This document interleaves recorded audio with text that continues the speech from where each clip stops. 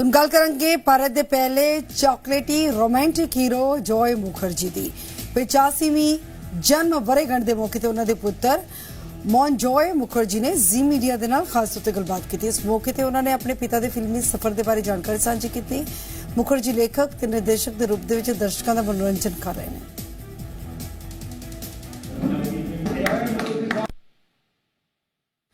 नमस्कार, जी पंजाब हरियाणा हिमाचल में आप सबका स्वागत है।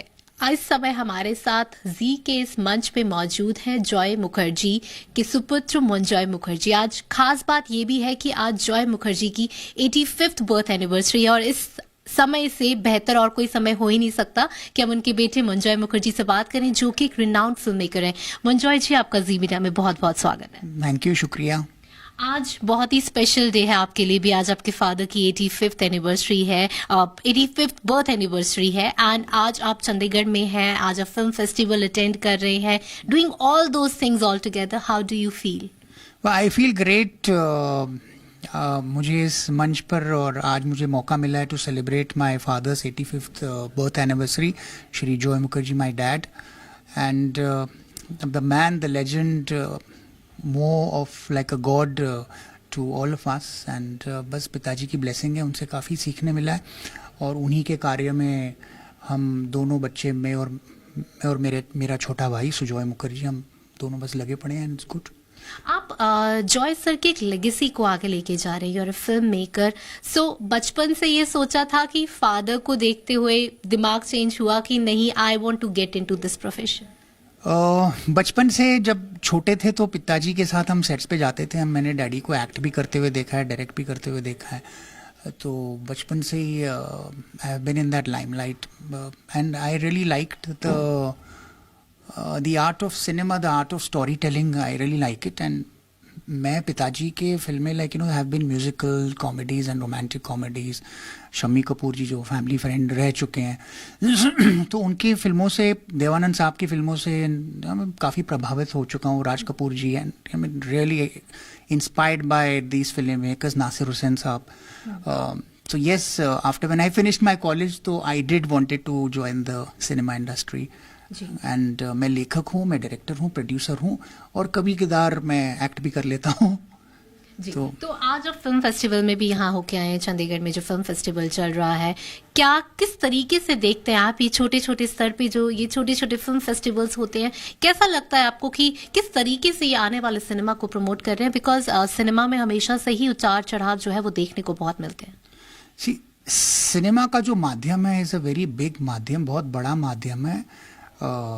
जैसे विवेक रंजन साहब, अग्निहोत्री साहब कल थे तो उन्होंने कहा था कि भाई United states of America, US cinema के माध्यम से काफ़ी बड़ा बना है। उन्होंने लोगों के माइंड में, साइकोलॉजी में बिठा दिया था they are number one, like so that is the, मैं इस बात पे ज़रूर मानता हूँ। एंड काफ़ी चेंजेस आ रही हैं, काफ़ी बदलाव आ रहे हैं in the making of cinema, story telling.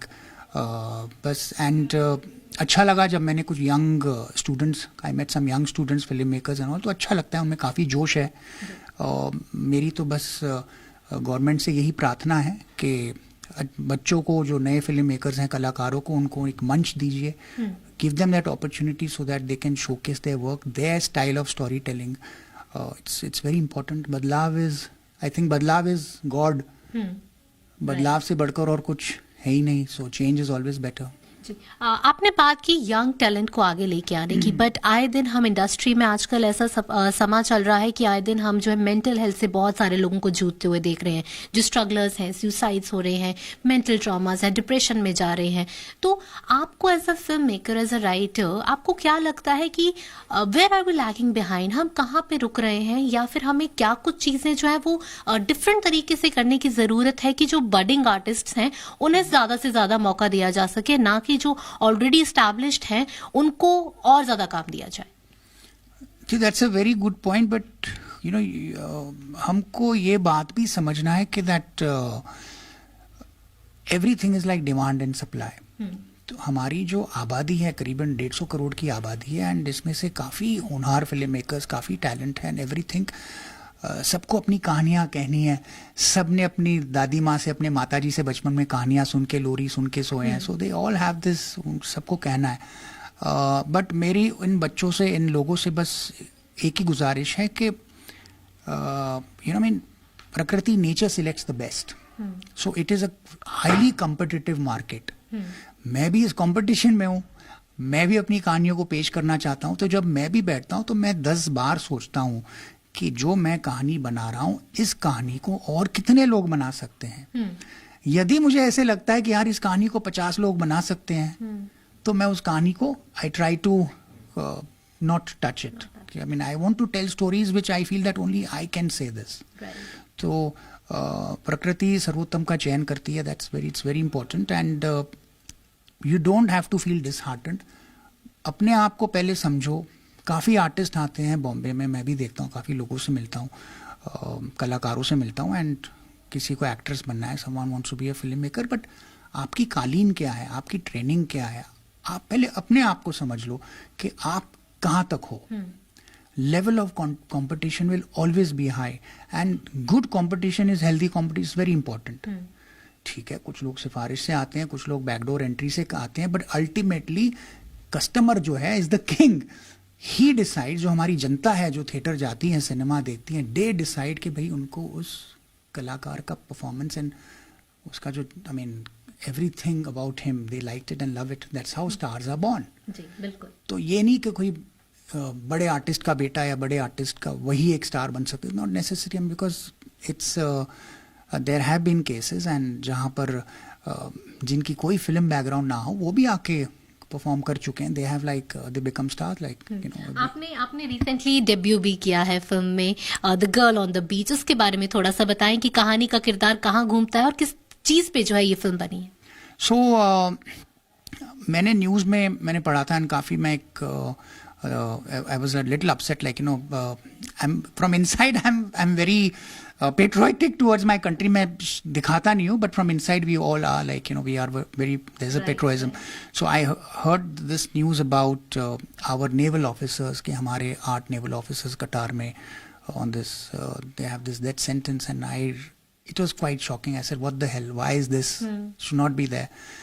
And I like to tell love stories, romantic story.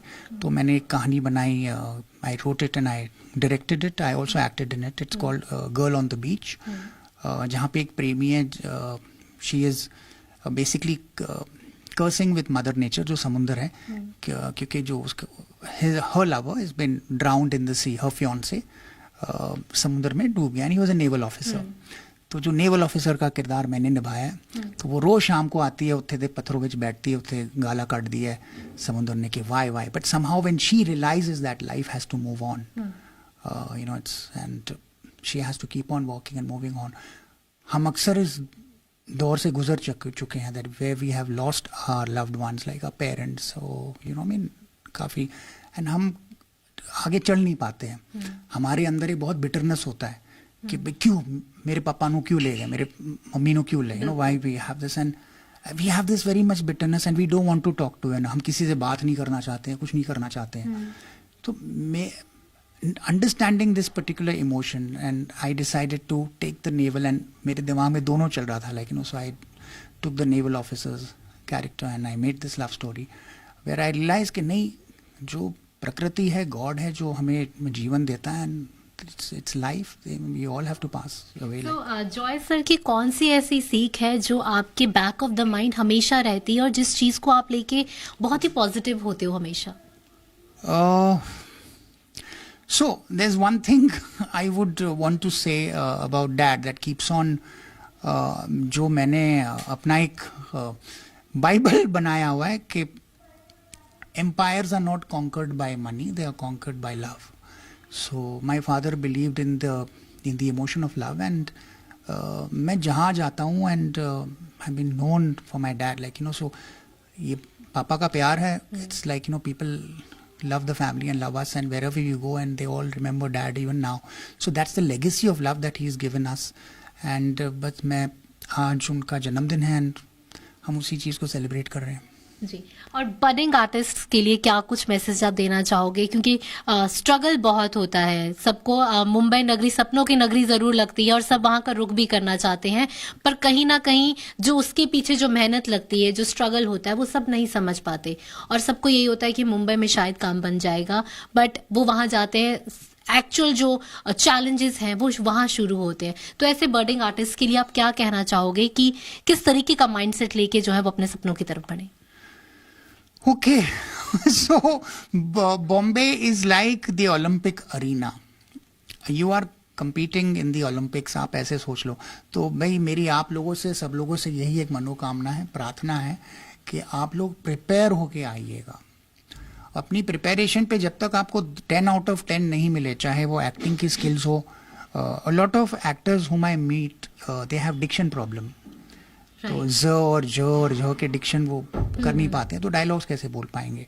So right from your acting to your dance to your diction to your expressions to everything, बहुत चीजें matter करती हैं। looks to us, yes, to a certain extent I understand, but main thing आपका कला, आपकी talent, आपका कला। अब like there is a Nawazuddin Siddiqui, there is a Hrithik Roshan, there is काफ़ी कलाकार हैं, like you know they all are ये सब प्रिपेयर, उन्होंने काफ़ी like they have struggled a lot। तो मेरी आप लोगों से बस यही गुजारिश है, come prepared, you are coming to Olympics. ये नहीं कि बस बोरिया बिस्तर बांध के आ गए और काम मिलेगा। Specially the even the ladies, they think that भाई खूबसूरत है, प्रिटी है, सेल्फी एल्फी खींच लिया, but there is no talent, there is no diction, there is they can't deliver lines. अगर मैं उनको 4 लाइन दूँ बोल नहीं पाते हैं। बिल्कुल। So and they just waste, time waste हो जाता है उनका, फिर या तो कुछ वापस चले जाती हैं, just like. So please come prepare, you know, it's the Olympics. Bombay is like the Olympics. Yeah. जी, बहुत बहुत शुक्रिया आपका मंजय मुखर्जी हमारे साथ जुड़ने के लिए और ये सारी इन्फॉर्मेशन साझी करने के लिए। तो ये थे हमारे साथ मंजय मुखर्जी, जिन्होंने बात की जॉय मुखर्जी के बारे में, किस तरीके से आज वो उनका स्पेशल डे मना रहे हैं और किस तरीके से उन्होंने अपनी लाइफ में जो है सारी चीजें की हैं, चाहे वो मूवीज हो, उनका जो डेब्यू मूवी है वो भी बहुत जल्द रिलीज होने वाली है। उम्मीद करते हैं कि आप सब उन्हें बहुत ज्यादा प्यार देंगे और उनके आने वाले प्रोजेक्ट्स को बहुत सराहेंगे। कैमरामैन गुरजन सिंह के साथ पवित्र कौर, जी मीडिया, पंचकुला।